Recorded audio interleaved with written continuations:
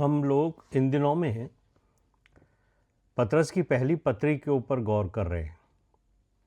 हमारी Bible study पिछले हफ्ते में पतरस की पहली पत्री पहला अध्याय 1 से 12 पद पर आधारित थी, और आज हम जो बाइबल स्टडी करने जा रहे हैं वो पहला पतरस पहला अध्याय 13 पद से और उसके आखिर तक है। लेकिन मुख्य जो हमारा विषय है आज का वो है पवित्र जीवन की बुलाहट। पहला पतरस पहला अध्याय उसके 13वें पद में ही पतरस इस बात को कहते हैं कि इस कारण अपनी अपनी बुद्धि की कमर बांधकर और सचेत रहकर। जब हम इसको पढ़ते हैं तो हमें मालूम होता है कि हमें उस अनुग्रह की पूरी आशा रखनी है जो यीशु मसीह के प्रकट होने के समय हमें मिलने वाला है। पतरस हमें ये कहना चाह रहे हैं कि सबसे पहले वो हमारे माइंड को तैयार करना चाह रहे हैं। वो कह रहे हैं बुद्धि की कमर कसकर, बुद्धि की कमर बांधकर। अब आप कहेंगे कि बुद्धि की भी कमर होती है क्या? ये तो नई बात है। लेकिन मेरे प्रिय भाइयों और बहनों, इसका जो मतलब है वो वास्तव के अंदर है prepare your mind for action. दरअसल ये एक मुहावरा है और ये ग्रीक भाषा का मुहावरा है, बुद्धि की कमर बांधकर, डिसिप्लिन योर थॉट्स। ये है इसका अर्थ, इसका मतलब। दरअसल हम बहुत सारी चीज़ों में डिसिप्लिन रहते हैं, कोशिश करते हैं, लेकिन हमारे जो थॉट्स हैं उनको हम डिसिप्लिन नहीं कर पाते।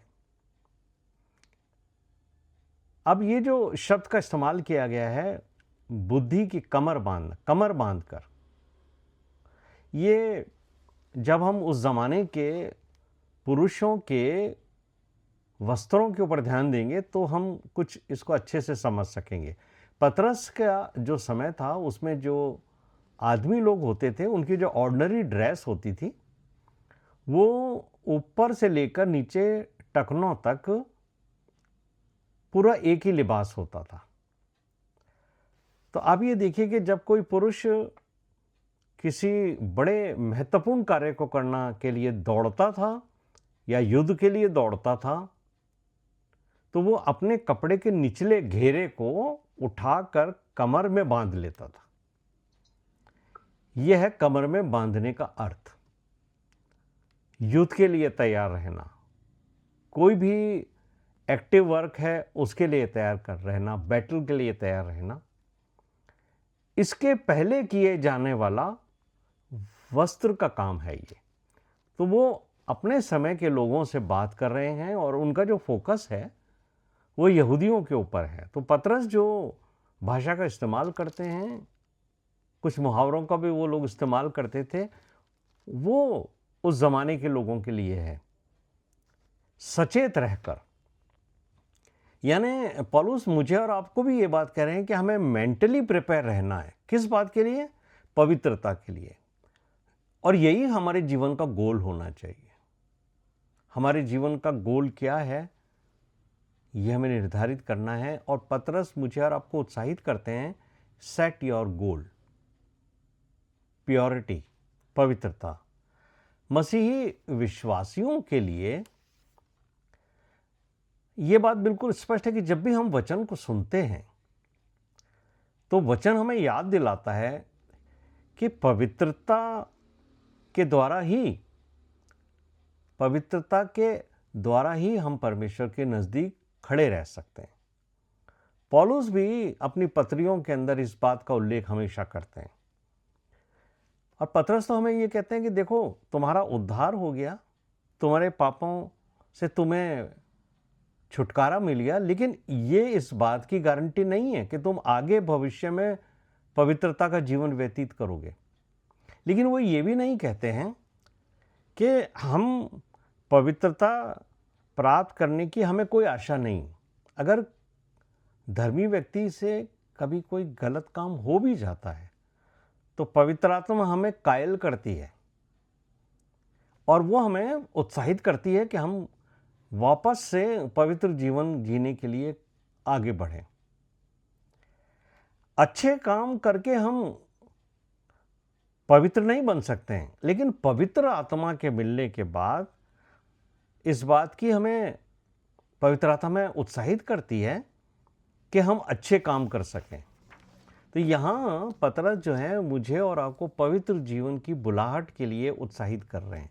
और 15वें पद के अंदर पौलुस कहते हैं कि हमें अपने बुलाए जाने और चुने जाने के बारे में याद रखना है। हमें भूलना नहीं है कि हमें क्यों तो बुलाया गया परमेश्वर द्वारा और फिर चुना गया। देखिए, बुलाए हुए तो बहुत हैं, परमेश्वर का वचन कहता है, लेकिन बुलाए हुए व्यक्तियों के चरित्र, उनकी चाल को देखने के बाद कि क्या ये मेरे वचन के अनुसार जीवन चलेंगे, पवित्रता के अनुसार रहेंगे, तब परमेश्वर हमें चुनता है। तो पवित्रता बनाना है, अपने जीवन के अंदर पवित्रता में हमेशा बने रहना है। क्यों बने रहना है? वो पतरस ये बात सिखा रहे हैं कि जैसे हमारा स्वर्गीय पिता पवित्र है, यही वो कारण जो परमेश्वर भी चाहता है कि हम जो हैं वो अपने आप को सोने के माफिक पवित्र रखें। देखिए, जितना गोल्ड पवित्र होता है, साफ होता है, एकदम शुद्ध होता है। पिछले दफ़ा भी मैंने इस बात पे चर्चा की थी कि जब गोल्ड को निकाला जाता है तब उसके अंदर बहुत सारा ऐसा मेटल होता है जो पवित्र नहीं होता, साफ नहीं होता, लेकिन उसको प्यूरिफाई करते हैं प्रोसेस से, फिर उसमें से वो गंदगी निकाल दी जाती है जो इसको इम्प्योर करती है। तो हम भी पवित्र तो नहीं थे, लेकिन परमेश्वर ने हमें बुलाया और जब हमने ये इच्छा प्रकट की कि प्रभु जी आपके वचन के अनुसार हम पवित्र जीवन व्यतीत करेंगे, तो परमेश्वर ने हमें चुन लिया है। और जब उसने हमें चुन लिया है तो हमें वैसा ही बनना है जैसा हमारा स्वर्गीय पिता पवित्र था। इसलिए जिस परमेश्वर ने हमें बुलाया है, जब वो पवित्र है तो पतरस कहते हैं हमें भी पवित्र होना पड़ेगा। अक्सर इस बात का उदाहरण दिया जाता है कि जैसे बिल्ली होती है वो अपने को साफ सुथरा रखती है, तो उसके जो बच्चे होते हैं वो भी अपनी मदर कैट के तरह साफ सुथरे रहते हैं। अगर कोई गंदगी है भी रास्ते में तो बिल्ली जो है उसको उलांघ कर जाएगी। लेकिन इसके विपरीत ही एक जानवर और है, पिग। उसका नेचर है, सुअर का नेचर, कि वो उसको गंदगी ही पसंद रहती है। वो गंदगी में जीना उसको अच्छा लगता है। एक समय तो हमारे जीवन का भी ऐसा था ना, जब हम अनकन्वर्टेड थे, हम वही जीवन जीते थे जो शैतान हमें जीने के लिए उत्साहित करता था, क्योंकि उस समय हमारे पास पवित्र आत्मा नहीं थी जो हमें ये बताए कि क्या पवित्र है और क्या अपवित्र है, और हम किन बातों के द्वारा अपवित्र रहते थे। शैतान हमारे जीवन के अंदर जब हमारे फ्लैश को, हमारे शरीर को कंट्रोल करता है ना, तो हम उसके चरित्र को अपने जीवन के द्वारा प्रदर्शित करते हैं जीवन में। और कैसे आपको मालूम होगा कि शैतान आपके जीवन में काम कर रहा है? होली स्पिरिट आपके जीवन में काम नहीं कर रही है। अगर आपके जीवन में शैतान काम कर रहा है तो आप ये मान लीजिए कि आप अपवित्रता का जीवन जी रहे हैं। दूसरी बात, हम उस समय झूठ बोलने से में बड़ा आनंद महसूस करते हैं। हम लोग झगड़े फसाद के अंदर भी बड़ी रुचि लेते हैं। हम लोग दूसरों की बुराइयां करने में बहुत खुश रहते हैं, आनंदित रहते हैं हम। और हम अफवाहें भी फैलाते हैं, झूठी बातें भी फैलाते हैं। ये सब शैतान का चरित्र है। क्या होता है? इन बातों से शैतान हमें अपवित्र करता चला जाता है। लेकिन पतरस मुझे और आपको पहले अध्याय के 16वें पद में भी ये कहते हैं, क्योंकि हमारा बुलाने वाला परमेश्वर अति पवित्र परमेश्वर है। उसकी जो व्यवस्था है, वही ये बात उस समय इस्राएलियों को समझाई गई थी मूसा के द्वारा। लेवी व्यवस्था के 19वां अध्याय के 2 पद में मूसा के द्वारा परमेश्वर ने कहा, इनको ये बात बता देना कि तुम पवित्र बने रहो, क्योंकि तुम्हारा परमेश्वर यहोवा पवित्र है। उनको बार बार ये बात याद दिलाई जाती थी इस्राएलियों को कि तुम्हारा जो परमेश्वर है, तुम्हारा जो छुड़ाने वाला है, जो तुम्हें मिस्र से निकाल के लाया है, वो परमेश्वर पवित्र है, अति पवित्र है। तो तुम्हारे को भी पवित्र बने रहना है। इसलिए मूसा के द्वारा लेवी व्यवस्था 11वां अध्याय 44वें पद में भी ये बात कही है, जो परमेश्वर कहता है इनको याद दिला, क्योंकि मैं तुम्हारा परमेश्वर यहोवा हूं, इस कारण अपने को शुद्ध करके पवित्र बनो, क्योंकि मैं पवित्र हूं। परमेश्वर ने बार बार अपने वचन के द्वारा इस्राएल जाति को और फिर बाद में हमें जो विश्वासी हैं उन्हें एक तरह से ये आज्ञा दी है कि अपने आप को पवित्र बनो। निर्गमन का 19 अध्याय 10 और 11 पद में भी परमेश्वर ने मूसा के द्वारा ये बात कही। क्या कहा? लोगों के पास जा और उनको आज और कल उन्हें पवित्र कर। मूसा को परमेश्वर ने अथॉरिटी दी थी कि तो इनको जाना, इनको पवित्र करना, क्योंकि तीसरे दिन जो मैं इनको दर्शन दूंगा। तो तीसरे दिन के लिए 2 दिन पहले से उनको पवित्र बनना था। परमेश्वर कहता है तीसरे दिन सब लोगों के देखते हुए मैं सीने पर्वत पर उतरूंगा। तो मूसा उन्हें पवित्र करता है। सबसे बड़ी बात जहां ये लिखी हुई है, अगर आप निर्गमन 19, 10, 11 पढ़ोगे तो वहां ये भी लिखा है कि अपने वस्त्र धोना। हमें से बहुत सारे लोग इसके ऊपर ज़्यादा ध्यान नहीं देते, लेकिन बाइबल मुझे और आपको बताती है कि परमेश्वर उस वस्त्र से भी घृणा करता है जो अपवित्र कार्यों में हम इस्तेमाल करते हैं, और विशेषकर ये व्यभिचार से संबंधित बात है। तो परमेश्वर चाहता है अपने आप को तैयार करें। पहले हमें अपना मन तैयार करना है, फिर हमें पाप से अलग होना है, हमें फिर तीसरी बात शुद्धता और आज्ञाकारिता में आना है, फिर चौथी इंपॉर्टेंट बात है कि हमें परमेश्वर की उपस्थिति के लिए तैयार और पवित्र होना है। और आप देखिए, हम में से बहुत सारे लोग हैं जो अपने रविवारी आराधना में इन बातों के लिए तैयार नहीं होते हैं, और आजकल तो इसको बहुत लाइटली लिया गया है। लेकिन हम जो पुराने कुछ ट्रेडिशनल चर्चेस को बिलोंग करते हैं, उनको हमारे माता पिता पहले से इस बात के लिए तैयारी करा करते थे, शुक्र और शनिवार को अपने आप को तैयार करो। शनिवार को ही हम अपने सब साफ सुथरे कपड़ों को, हमारे बुजुर्ग जो हैं वो तैयार कर रखते थे कि कल सुबह परमेश्वर के भवन में जाने से पहले हमें ये साफ सुथरे कपड़े पहनने हैं। सुबह उठना और स्नान करना, नहाना, साफ कपड़े पहनना और फिर परमेश्वर की उपस्थिति में जाना और वहाँ वचन को ध्यान से सुनना। सबोपदेशक 5:1 के द्वारा परमेश्वर का वचन ये कहता है कि जब तू परमेश्वर के भवन में जाए तो ध्यान से एक एक कदम रखना, क्योंकि मूर्ख लोग तो बलिदान और भेंटें चढ़ाकर खुश हो जाते हैं, लेकिन परमेश्वर उनसे खुश होता है जो उसके वचन को सुनने के लिए उसके नज़दीक जाते हैं। इसलिए जो पतरस हैं वो अपनी पहली पत्री पहले अध्याय 15-16 में इस बात के ऊपर जोर दे रहे हैं कि पवित्र बनो, क्योंकि परमेश्वर कहता है मैं पवित्र हूँ। लेवी व्यवस्था का 20वां अध्याय उसके 7वें पद में भी ओल्ड टेस्टमेंट का मैं रेफरेंस दे रहा हूँ, वहाँ लिखा है अपने आप को पवित्र करो। परमेश्वर बार बार मूसा के द्वारा उनको कहता था पवित्र करो, पवित्र बने रहो, क्योंकि मैं यहोवा तुम्हारा परमेश्वर हूँ। परमेश्वर मुझे और आपको भी ये याद दिलाता है कि तुम जिस परमेश्वर की आराधना करते हो वो बहुत पवित्र है। याद रखो कि बिना पवित्रता के तुम उसके नज़दीक खड़े और रहने के योग्य नहीं हो। और परमेश्वर जो है यहोशू के द्वारा भी इनको कहता है। 3रा अध्याय यहोशू का उसके 5वें पद में यहोशू ने लोगों से कहा, क्या कहा? अपने आप को पवित्र करो, क्योंकि कल यहोवा तुम्हारे बीच में अद्भुत काम करेगा।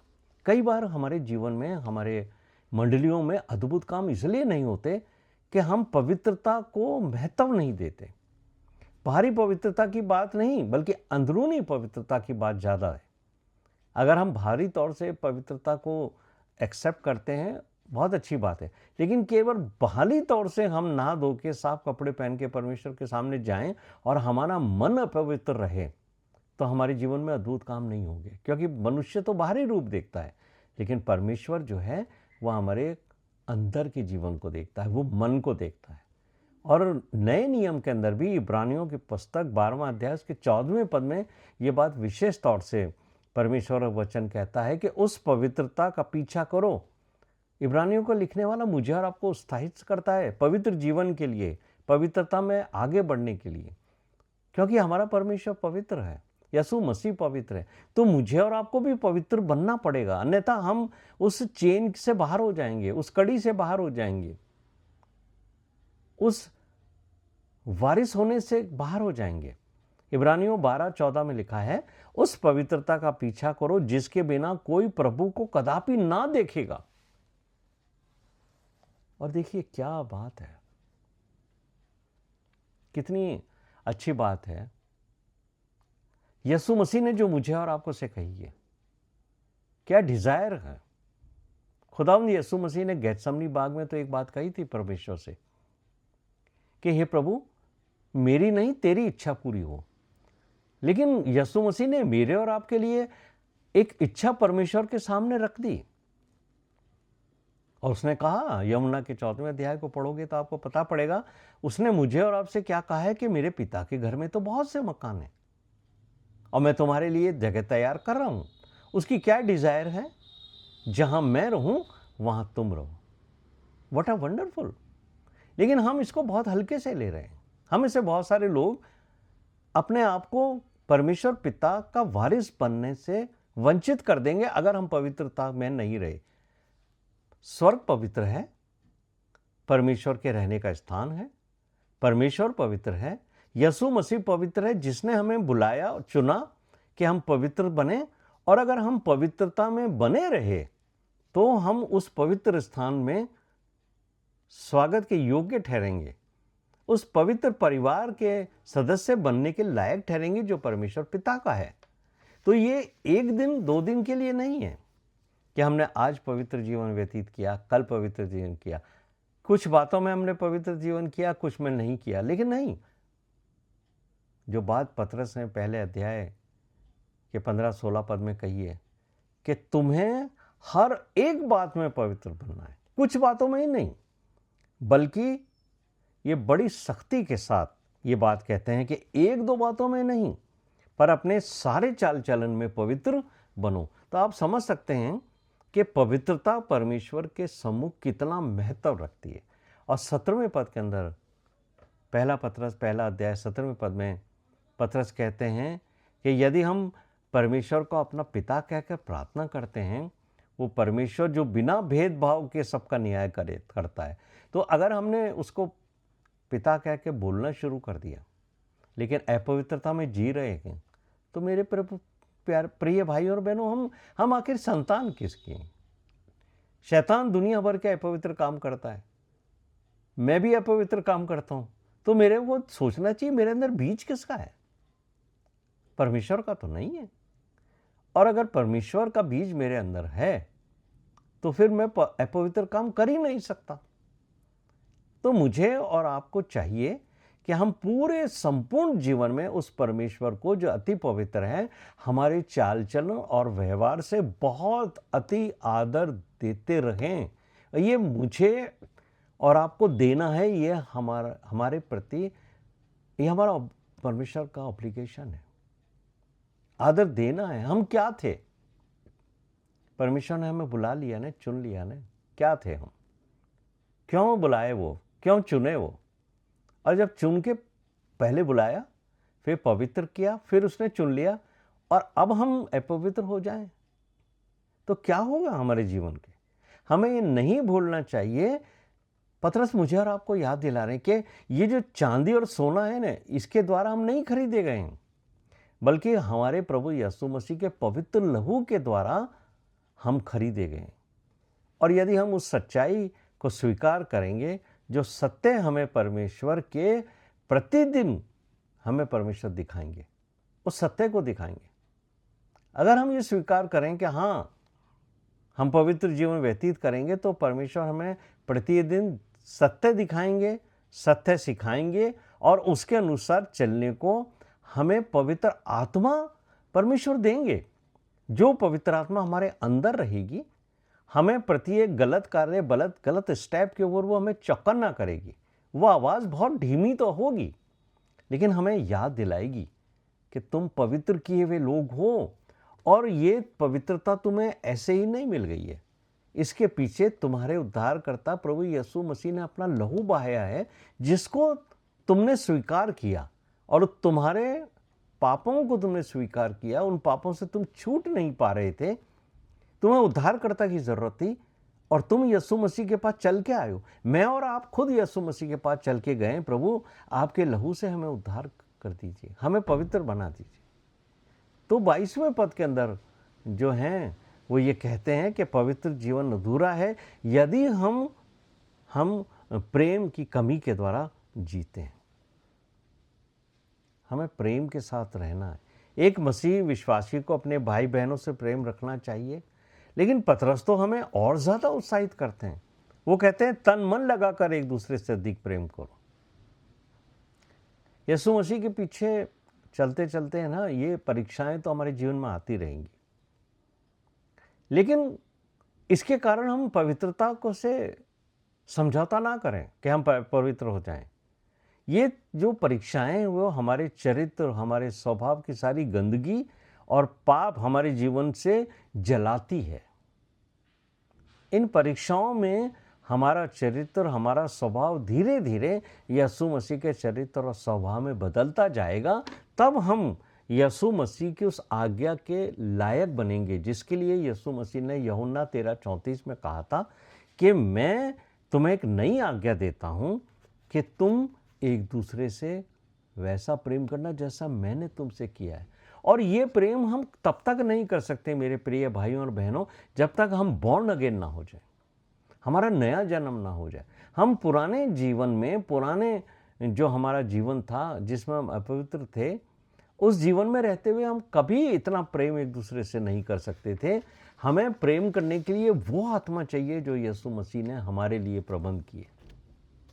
23वें पद में पतरस कहते हैं कि जो तुम्हारा नया जन्म हुआ है ना, वो ऐसे ही नहीं हो गया है।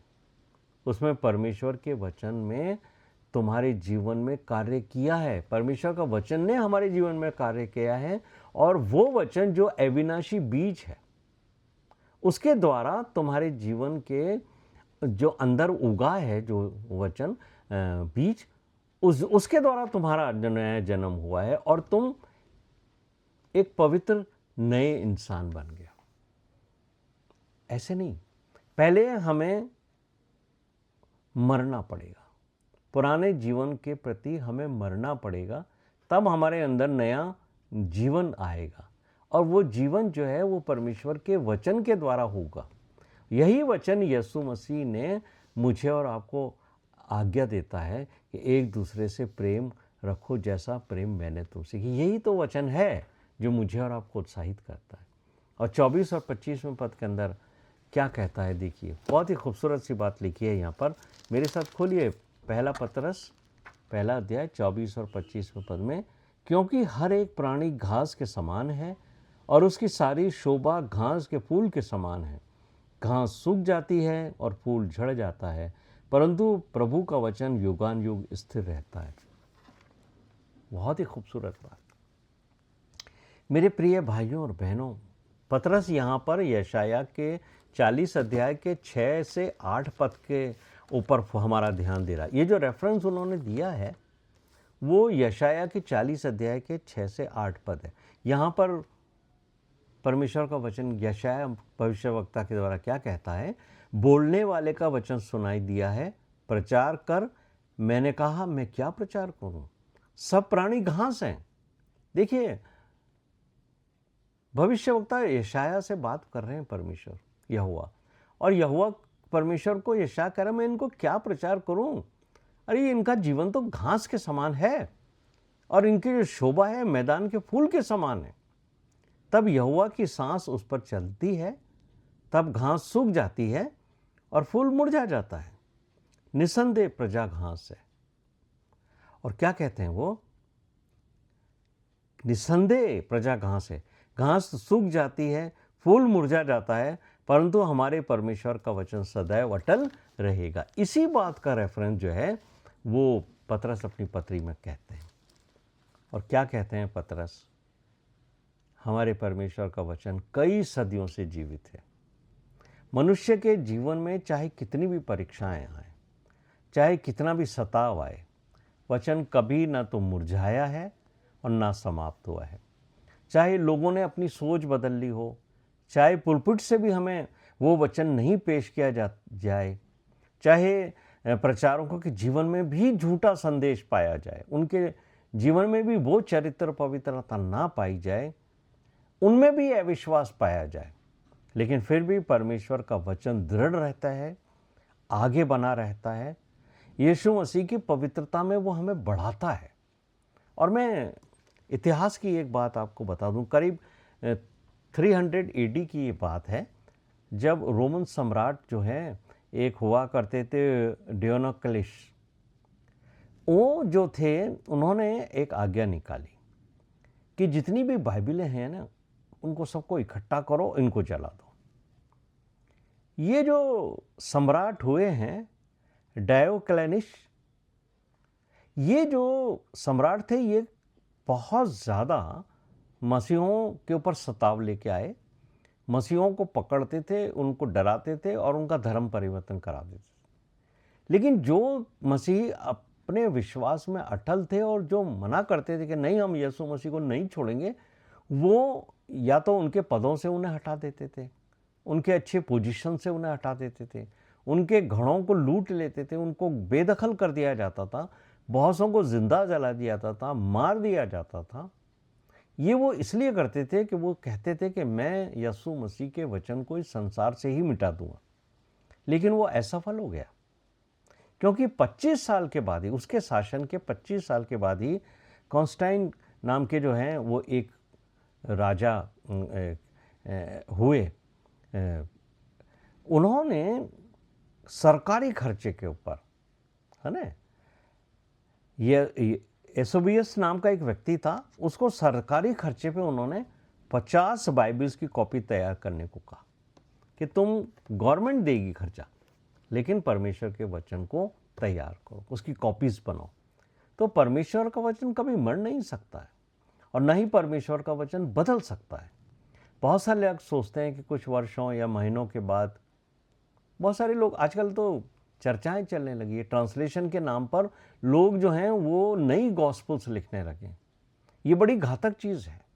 इसलिए मैं आपसे निवेदन करूंगा कि कोई भी बाइबल परचेस करें या खरीदें तो ध्यान रखें कि वो कब लिखी है, किसने लिखी है, कौन सा वर्जन है, कहाँ से ट्रांसलेट होकर आई है, क्योंकि बहुत सारे पद हटा दिए गए हैं बाइबलों में से, कुछ पद ऐसे जोड़ दिए गए हैं। और जब भी आप बाइबल पढ़ते हो और ब्रैकेट के अंदर कभी कोई चीज़ लिखी हुई हो आयत को, तो ये समझ लीजिए कि ये जो ब्रैकेट में लिखी हुई चीज़ें होती हैं वो मनुष्य के विचार होते हैं। बाइबल तो परमेश्वर की आत्मा ने लिखाई है, लेकिन परमेश्वर की आत्मा के साथ साथ कुछ जो ट्रांसलेशंस हैं उसमें ट्रांसलेट करने वाले लोगों ने अपने विचार भी उसमें ऐड किए हैं, लेकिन उनको ब्रैकेट में रख दिया गया है। तो कई बार हम उस ब्रैकेट का ध्यान नहीं रखते और सोचते हैं कि ये बात भी परमेश्वर की आत्मा ने लिखाई है।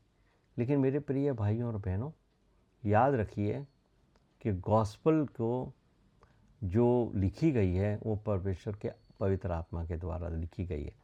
लेकिन पतरस जो हैं, उनका जो इंटेंशन है उसको मुझे और आपको समझना है। जब उन्होंने ये पत्री लिखी तो मुझे और आपको कोई वो नई गॉस्पेल नहीं लिख रहे हैं, नई बातें नहीं लिख रहे हैं, बल्कि पवित्र आत्मा के मार्गदर्शन में ये वही जीवित वचन लिख रहे हैं।